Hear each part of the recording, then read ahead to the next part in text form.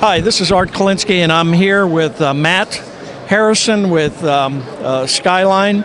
And for those of you that are not familiar with Skyline, it is the only 3D viewer that US SOCOM is using. They had over 25 different viewers and realized that that didn't make sense, and then they selected the best one, and Skyline came out on top. And Skyline is primarily doing, for instance, this example where they're using pictometry imagery built into a 3D model that PLW does, and then they provide the viewing software to navigate around that image. And what Matt is going to show us today is they've done something pretty impressive here. They've taken imagery and they're creating 3D models without the intervening back office work. So I'm going to turn it over to Matt. Matt, tell us about the 3D creation. Sure. So Skyline has launched a new product line in the last 2 months. It's kind of a departure from our typical 3D visualization software solutions. What we've launched is a product called PhotoMesh 3D.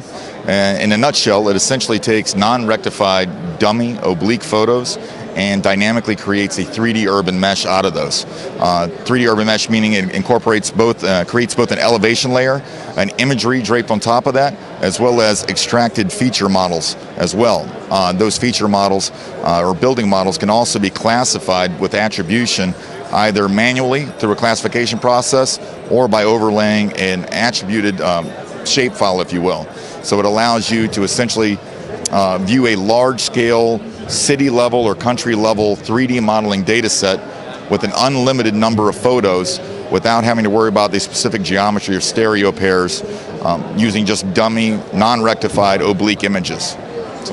The level of detail and level of accuracy is largely dependent on what the inputted images are. If you're looking at 6 centimeter resolution of images as an import, then your exported 3D mesh will obviously be a 6 centimeter resolution. 2 questions, Matt. I'm assuming that the oblique imagery needs to be geo-referenced? Actually, it's not entirely true. We take non-rectified oblique images. If you have a geospatial position for the images, that's fantastic. It'll speed up the process, but it's not inherently necessary. We'll take the non-rectified oblique photos. Good, good. And then once the 3D model is created, I'm assuming that then you can bring it into Skyline and navigate around it, do measurements. Absolutely. Things of that nature. It's part of our natural workflow in the overall architecture at this point. So it's just another terrain file or data set that you can incorporate into Terra Explorer's offerings to then perform all the basic analysis that you do anywhere else with any other kind of data set. So perform line of sight at that point, contour, view shed modeling, contour mapping, slope mapping. You can also do flood analysis. There's a whole list of capabilities that you can incorporate using this level of fidelity taken from just non-rectified photos.